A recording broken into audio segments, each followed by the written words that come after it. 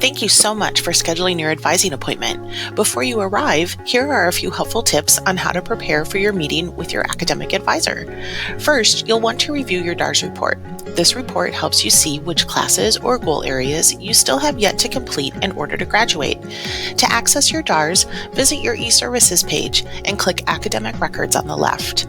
For step-by-step instructions, watch our video, How to Get Your DARS Report, on our Ridgewater YouTube channel, which is linked below. Next, come with a list of classes you want to take. To see classes being offered this semester and to read the course descriptions, access the searchable course schedule in eServices.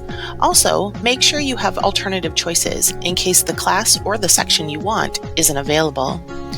What if you're not sure what to take? That's okay. At your appointment, we'll talk about your goals and help you select the right courses to help you stay on track. And at the end of your appointment, we'll guide you through the registration process and you'll be all set for the coming year. With a little pre-planning, you'll be on your way to earning your degree. If you have any questions before your appointment, just give us a call. We look forward to seeing you soon.